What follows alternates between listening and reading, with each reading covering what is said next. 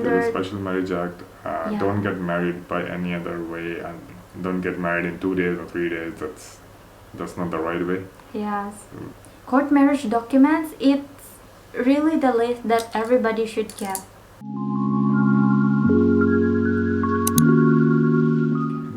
Hello everyone, namaste.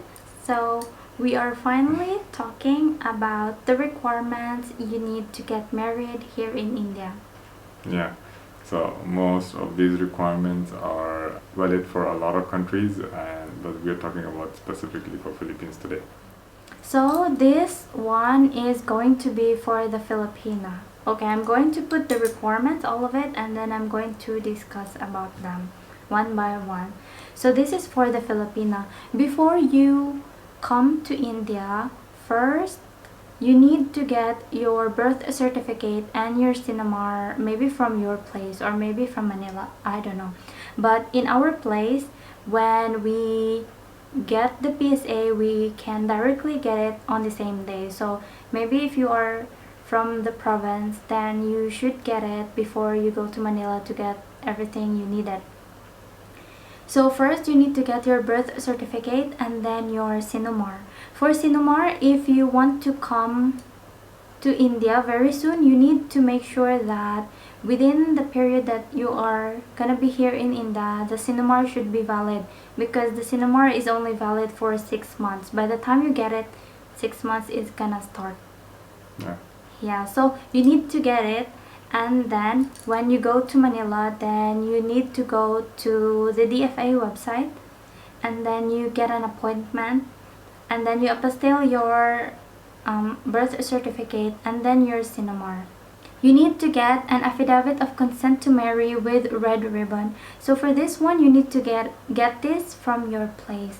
So for this, you need your parents' personal appearance when they sign the paper, because this paper will say that your parents are going to agree with you getting married to your partner here in India, and since your parents will not come here, so you need this paper so that you can show this to the court. Yeah, for this affidavit of consent to marry, you need to get this before you come here, before you even go to Manila, because this needs to be in your place. And this one, the lawyer will make this for you. They know what to do about this.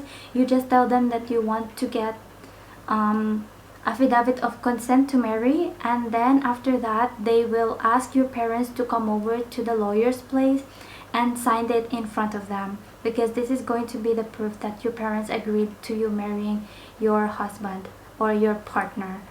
You need to tell the lawyer that you will do red ribbon for this. It's called kana in Philippines. You tell them that you want to kana your paper, and then they will do it for you. For me, they did it for 1 month because it was pandemic, and then they said that there are a lot of papers that are in the waiting list, so you need to wait, and then they compile it. For example, if it's for they signed it for October, they will give it back to you in November, or maybe more than 1 month. So you need to get this ahead, and this also has maybe an expiry. Yeah, I guess everything is 6 months. Yeah, so last 2020 we got this one, but since I was flying in May this year, so we got it again for the latest one, in case the immigration will ask for latest one. Not the immigration, the court. Okay, the court here in India. Yeah. And then after that, you need your ID, but this depends to the lawyer. I think this is gonna be the ID of your parents, because they need to see if it's really your parents signing the paper, so you need to show your ID, but this depends upon the lawyer. And then next one is your voter certificate or any of your ID that will prove your... That ID is for you, not for your parents. Yeah, this one is for you. Yeah. So I got this voter certificate because there's no voter's ID that is disseminated there in Philippines, so I only got voter certificate. And then lastly is your voter certificate. So we're going to explain this later, why you need this your ID voter is also certificate. for you. And yeah, I think everybody will have ID when they come here. No, when I came here, I brought my voter certificate, my field health, but field health is not really helpful. Only the voter certificate and then your passport. Yeah, that's the best ID you can give. So for the court marriage, this the documents that I mentioned is gonna be needed for this court marriage. So these are the court marriage requirements. Basically, for both the bride and groom, you need one age proof. So for the Indian counterpart, it could be your 10th standard passing certificate, it could be a passport, or it could be your municipality issued birth certificate.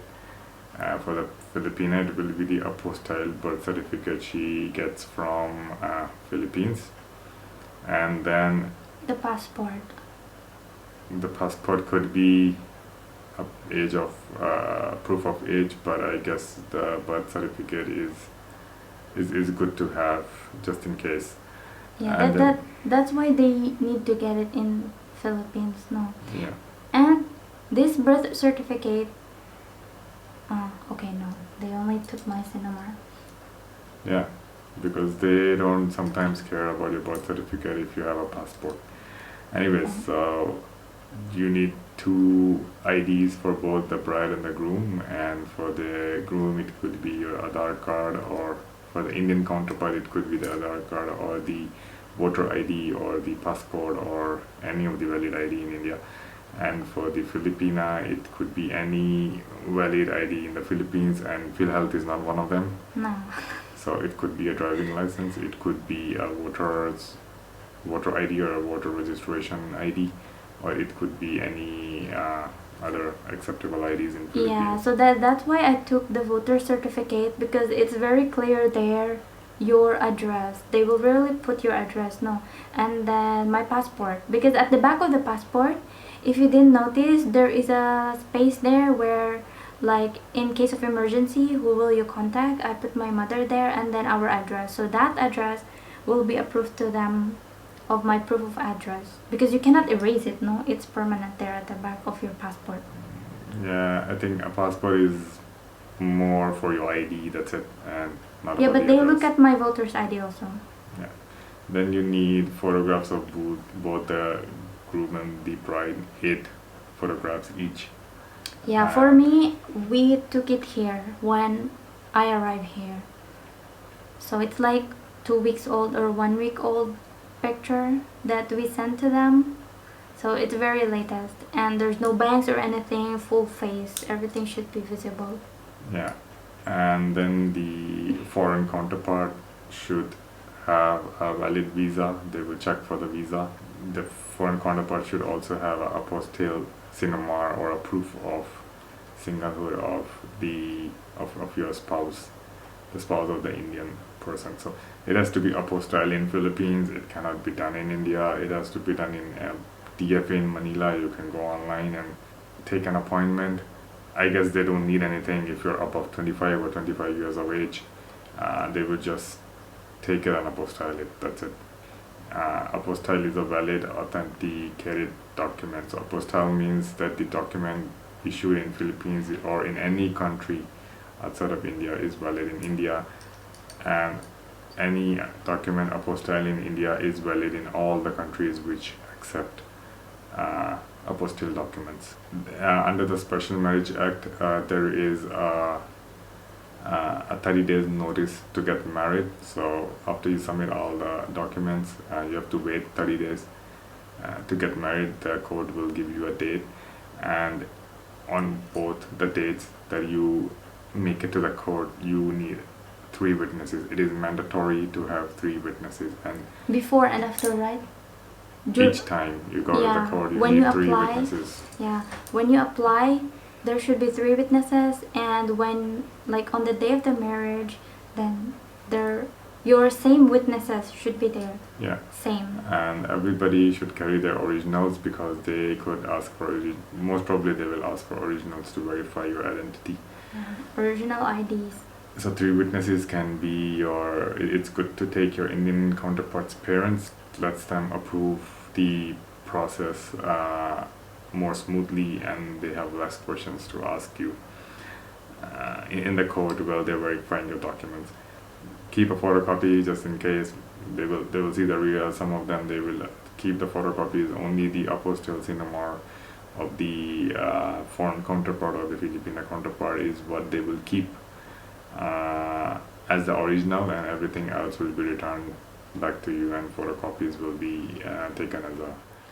All the other stuff is not required with them. It's very simple. They just need one age proof for both the bride and the groom, 2 IDs for both bride and groom, and they need to see the visa of your foreign counterpart, and they need to see the single status certificate of your foreign counterpart of your Filipina. Yes. Or your Filipina. So and 3 witnesses. That's it. Yeah, as for the CFO, I've seen videos before about how to get married in India, and then CFO is on the list. But when we married with us under the Special Marriage Act, right? Yeah.